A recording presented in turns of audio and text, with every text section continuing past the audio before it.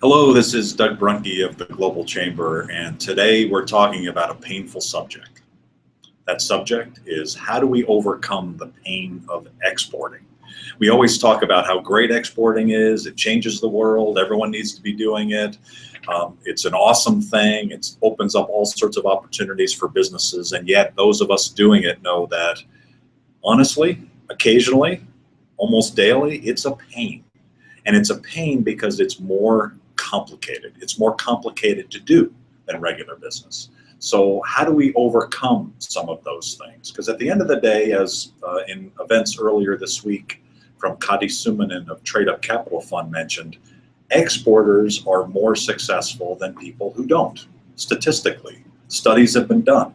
And the reasons for that are that people who are exporting are selling into countries with different economic situations. And so basically what you're creating by exporting is a portfolio effect for your business. So if one economy tanks, a state or a country, you've got multiple countries, multiple regions to balance off that. So your highs will be maybe not as high, and your lows definitely will not be as low as they need to be. So we know we need to export. The problem is it is more complicated. You've got to keep more balls in the air. You've got to be a lot more clever, quite frankly, in terms of a lot of the things that you do. So today, we've got 10 tips to avoid these pains. And so the first tip is, number one, before you even think about exporting, think about, am I ready? Do I have the potential to do exporting? This is a really key question. You can just jump into exporting and go to it. Honestly, there are cases where that happens. This is the case of the accidental exporter. You have somebody who gets an export order, often because you've met someone on a plane or it's just something sort of happens and off you go, you're exporting, and you learn along the way. I think what I'm really talking about here is if you're thinking about exporting from a strategic standpoint, we as a business want to export. So think about your potential relative to other companies, relative to other products in certain markets. Do we have the potential? Do we have the wherewithal? Do we have the energy? Does our organization have the capability to do exporting? So these are some of the questions, first and foremost, you need to think about before you go out and export. We've had a number of different videos from Lee Benson on exporting. He's talked about readiness and getting your organization ready to do it. I highly recommend you go back and take a look at some of those. I believe there's even one video that talks about readiness as a specific topic. And so definitely check into that. Number two, how do we overcome this pain? Research your overseas market. So you've determined, number one, that you want to do it. Now let's do a deep dive. What markets make the most sense for us, for our business? Evaluate them. Not just the market, perhaps, that you're an accidental exporter, but take a look at it strategically. Look at 5, 10, 20 different markets, and then begin to really look at where are their priorities? Where is going to be the best fit for our business, for our products? Where can we get some easy wins? These are all things that on the early stage in this number 2 tip that I highly recommend that you do. Number 3, select the product and the market that you're going to go into. So this is maybe harder than you think. If you're a one product company, it's easy. It's certainly easy to pick the product. It may not be so easy to pick the market. But if you're a multiple product company, you may only choose one product. You may develop a product that's an export product. So these are some of the things to think about now that you've looked at the market and you've looked at what your capabilities are. What is the product that we want to introduce? How do we want to position it? How do we want to go out to market? This is a thought process that needs to happen. Otherwise, you could end up just racing out there, taking a product off the shelf because it seems to be relatively easy. It's selling in Indiana, so it's got to sell in India. That's not necessarily the case. So this number 3 tip is really looking at the target market, looking at your product, and potentially modifying it. I know many customers that we've worked with, or I've certainly worked with in the past, we've often tried to just take what's available and get it off to another market. And invariably, it becomes difficult because the product needs to be tailored in some way or form, sometimes market by market, but certainly from an export perspective, because of the additional shipping, because of additional handling, because of a variety of factors, there may be something that needs to change, not the least of which would be how the market would perceive the product relative to competition. So as an example, so one of the clear examples that many of us have faced is the Japan market. And quite honestly, the Japanese market, whether it's department stores, whether it's automotive parts, whatever it is, there's a higher bar relative to the quality, the way it's perceived, the packaging. There's a variety of things that are different than many other countries. And so if you're looking at these markets case by case, these are the types of things that need to be considered. So that's the third tip. Number 4, and this is kind of a bigger one and has multiple parts, and that is, now that you've got the product in the market, what is the plan? What is the export plan? That includes multiple elements to it. So again, it's taking the time to take a step back and really begin to document, to think about, to process, to reprocess, to rethink, and then ultimately to have a plan that you feel really comfortable with, that is robust, that is willing to last the test of time. In the end, you're going to start doing it and you're going to make changes. That's just the reality of the situation. But before you actually jump into it, spend a good amount of time really thinking about what that plan should be. And so what are some of the things you need to be thinking about? Sales and marketing. I mentioned the Japan market, whether China or India or somewhere in Europe. Each one of those countries, each one of those regions is going to be a little bit different because you've got different customers, different perception expectations. And so the name of the product, how it's distributed, how it's going to be marketed, in what forms, these are all questions that need to be thought about, perhaps even tested. Talking to other people who have maybe been in a parallel market to yours is something that could be good, because they potentially would have made some mistakes, had some successes that you can benefit from. It's one of the advantages of being a member of the Global Chamber. There are people, the Global Tribe, who are involved with a lot of different products and services, and they've got good and bad experiences that we always want to try to leverage. So sales and marketing needs to be considered as part of that export business plan. In addition, operations overall. So where are you going to be headquartered? How will you get the product from wherever it's being made to wherever it's going to be used? There will be multiple points in between. Do you have partners to be able to do a lot of the outsourced activity? Do you have a staff and a team that is able to take the ball and get it to where it needs to go, wherever the outsourcers, whether it's logistics folks, freight forwarders, etc., will be able to take it?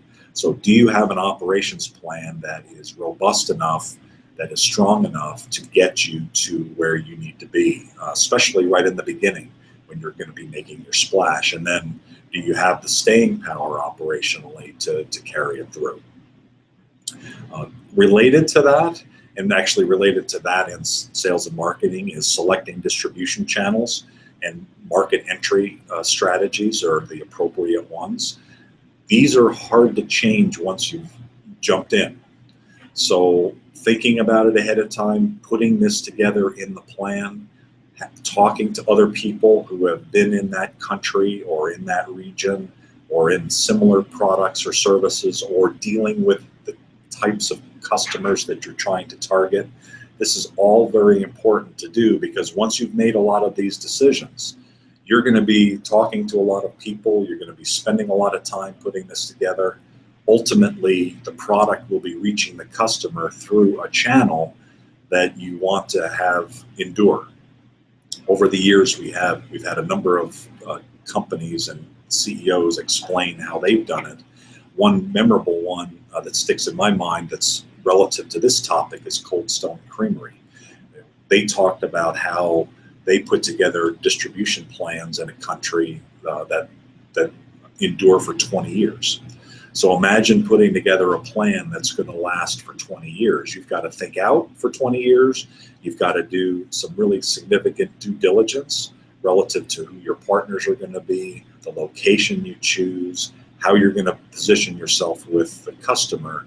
These are all really critical thought processes. And if you have a 20-year mentality in mind that this is going to be sticking around for 20 years, the good news is that what a 20-year plan can allow you to do is make modifications along the way. And you always need to be adjusting and making adjustments. However, that initial jump in is really important. And so having that initial plan, making sure that distribution channel is correct, and making sure that partner is the right partner is really important. So that needs to be a key part of the plan. Another part is export pricing. So the pricing will need to consider the margins that have now additional costs, additional freight costs, additional tariffs perhaps, other things that are involved with the cost of goods sold that now you need to think about, how much of that can be absorbed in the pricing, if any. And more importantly, for the product and service that you have, what is the appropriate price? So many times people price in error by just taking a look at, here's what I'm doing in this country. My costs are going to be 10% more, so I'm going to increase the price by some factor, 5%, just to be able to make sure to have the same margin, let's say.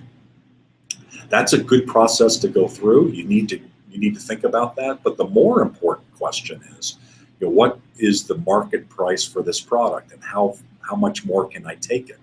So by looking at just the cost plus approach, very often companies forget that there actually may be additional margin available by higher price because of that particular market in your product and services. So your product positioned a certain way may be able to get a higher price, relatively speaking, in a given country than another country, because it's going to be higher valued and all the things related to being a higher price. Competition is going to be different, et cetera. So that's really important. Over the years, I know I've personally been involved with a lot of cases where a global manager will look at this and make a decision in one country based on what's happening in another. And that's a really dangerous thing to do, because what's happening in country A, the competitive situation, the market demand, all the things related to that product selling there are not necessarily reflective of what's happening in another country. And I've personally been involved in, for instance, changing price, usually up, over time, making a price increase decision in country B when it made sense for country A, but it didn't make sense for country B. And we were punished for that. And I still have the tire tracks up my back. Perhaps you've had that same experience. So that's why when you take a step back from a global perspective, making country by country decisions is so important. At the same time, looking at kind of overall, because you want things to be somewhat in balance. With fluctuating currency, there's a lot of things moving on, so you definitely have to think about that from a long term. But if at a given moment in time, with fluctuations in currency that are going on, you can't overreact. You have to take a little bit of a long term, and you can never look at the product selling without viewing how the customer perceives it. So the customer's view of that price and how the customer perceives that product is of tantamount and number one importance. That's why the importance of having good partners, putting together this plan up front. So that's a discussion really of the export business plan, several different elements there. We talked about sales and marketing, we talked about operations, talked about distribution channels, market entry strategies, and pricing. Those are all really key elements of that business plan. We didn't talk about funding. That's number 5. Funding is really important. You've got to have the ability to fund whatever you're doing. And when you're exporting, you've just got these longer lead times very often where, let's say it is a product that you're manufacturing, you've got to make this product now. You may have to get product ingredients for that or elements of that product and order them earlier, make them, ship them, get them to the customer, and now your supply chain time is increasing, which means potentially you're waiting a long time between buying those initial parts of your product to manufacture it, hiring employees to make the product, doing all of the costs associated with getting the product to the customer, waiting potentially, time for the customer to pay, and so now that time is really extending. So financing becomes really important. Having that financing plan is critically important. Having insurance, the Ex-Im Bank as an example for U.S. manufacturers and exporters is critically important because it's more than the time frame. It's potentially not getting paid. I'm sure that's happened to you even just selling across town where something happens and eventually you don't get paid. When you're talking about exporting and you're talking about cross-border, the risk involved with that and potentially not getting paid for whatever reason multiplies. And so that's why the insurance with the Ex-Im Bank is so important for particularly U.S. manufacturers, so that it guarantees up to 97% that exporters are going to get paid. And that's critical. So make sure that you're familiar with SBA funding loans, you're familiar with your commercial banker, and you've basically leveraged that as far as you can. There are the insurance that I mentioned to make sure that you do get paid eventually. And then things like what we did earlier this week as an event with the Global Chamber, with the Trade Up Capital Fund, basically a crowdfunding source for globalizing companies. So that's a new idea. Older ideas that are still very valid, like factoring, where you're leveraging your purchase orders or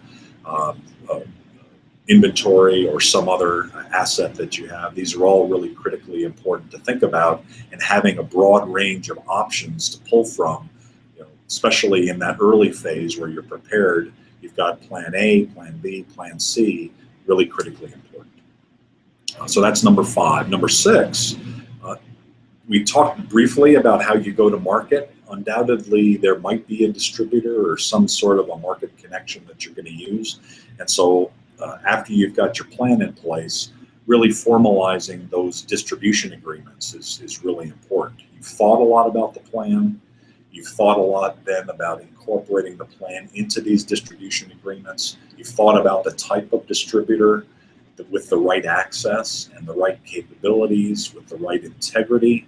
You've chosen them, and now getting those agreements in place and making sure that they fit now is really important. So formalize the agreements, get your distributors or whatever market mechanism that you're using to go to market all set to go, get them trained, get them ready, so when they're good to go, getting the product to the customer perceives this is all working very, very well. So make sure that that's all in place. That's number 6. Number 7 is time to secure the order. So you've done the planning, you've gotten all ready, you've got a distribution network in place. At the end of the day, now you gotta pay the bills. You gotta get these customers in someone's hands, and you've got to get these products paid for by the client. You've hopefully thought about some creative ways during the planning process of being paid as early as possible.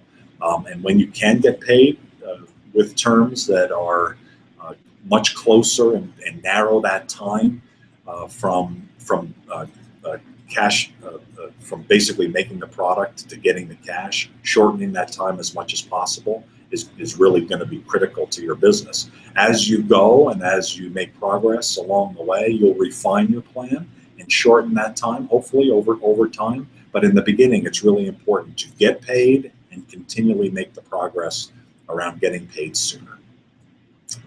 Number 8, Number 8 is looking at export transaction and documentation.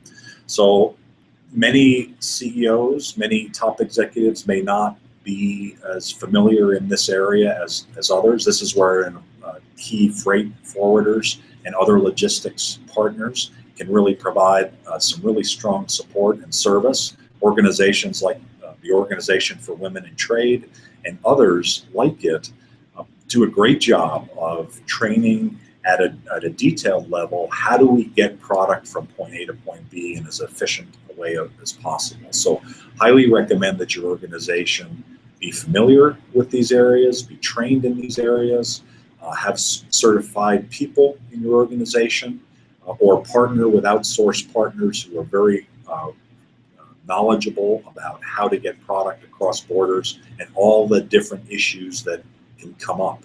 There are plenty of horror stories, and we have videos even in our video library that explain some of the horrors that happen, to hopefully allow you to see what's happened in the past and have you avoid those problems in the future. So make sure that those transactions, the documentation, the logistics, if you will, of all of the things to get product from point A to point B to point C, eventually to the customer, are in order and are working, and your process allows not only for that to happen, but for you to make adjustments along the way, which includes things like being certified and trained and staying engaged. Number 9, and we touched on this, money.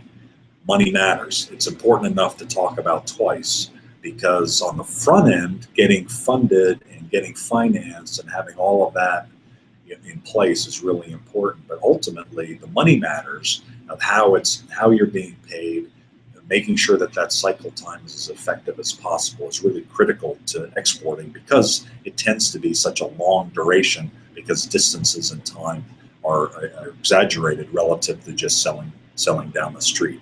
So have someone in your organization accountable for that cycle time, to not only understand it, to understand what the process is, but to continually improve it. Again, talked about engagement with organizations like OWIT, like the Global Chamber. It's critically important that you be knowledgeable and up to date on all the latest techniques. So looking at what's happening within your system, and then staying up to date with what methodologies and technologies are important.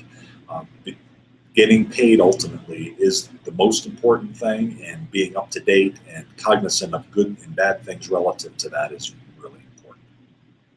And so finally, number 10, we come to the end of the tips, and it relates to several that we've talked about today. It's to stay engaged. So the most important easing of pain that you'll have is to stay engaged with the Global Chamber. And why is that? Those of us that export, you're exporting, or else you probably wouldn't be watching this video, know that there is the occasional pain, like we talked about. It's really important to share that pain with other people, because they can benefit, and conversely, the pain that they're experiencing, the experiences they have, the learnings that they have are really going to help you get to the next level with your exporting business. So whether it's the U.S. Commercial Service, whether it's your local district export council, whether it's a consultant that you know and trust, these are all, whether it's an attorney, whether it's an accountant that knows cross-border work, whether it's a logistics provider, whether it's a banker who is familiar with cross-border activity, these are all really critically important people to be in your circle. These are all people that we're connected to. These are all people that, if you're a CEO, we want you to know. Because at the end of the day, you're going to be successful because people who have been successful probably have tire tracks up their back, like me and others, have learned what to do and what not to do, and take our experience to tailor it to your business. That's what the Global Chamber is all about, to be able to expose you to those resources, those that news, those technologies, those ideas, those critically important people who are exporting experts to be able to help you get to the next level. Too often, nearly 100% of the time, I'm not really sure there's ever been an example where this is true that I know of, where a company has jumped into exporting, where they've stayed engaged fully with all of these different resources. It's very rare that I'll talk to someone or anyone on our team talks to someone where we can't help. In fact, as we've ramped up the Global Chamber over these past months, every conversation I've personally had, every conversation I know someone on our team has had with members has turned into some opportunity for the member. Just yesterday, I had someone that had joined a few weeks ago. We had a conversation at that time. Took a little while to understand his business. When I say a little while, 20 or 25 minutes, I wasn't sure where it was going. But after 20 or 25 minutes, it became clear to me that, here are probably a couple things that you need to think about. One of them is still open. It could work out or it may not. The other one has exploded in a tremendously positive way. And so yesterday I got a call from him thanking us for what we were doing, that joining the Global Chamber was the best thing he'd ever done, which is all good. That happens almost every day. The challenge now is, how do we stay engaged with him? How do we stay engaged with other members? And how do we stay engaged with you, the exporter, so that you feel that we're going to add value to your business? We want to do that. We know we do that with all of the people that we interact with here at the Global Chamber. We want to convince you that this is important for your exporting business. Hopefully these tips today have been useful for you. We'll put together a blog post that summarizes these tips. If you have any questions, please contact me, Doug at globalchamber.org. Be happy to help in any way that we can. Thank you so much for listening. Have a great weekend.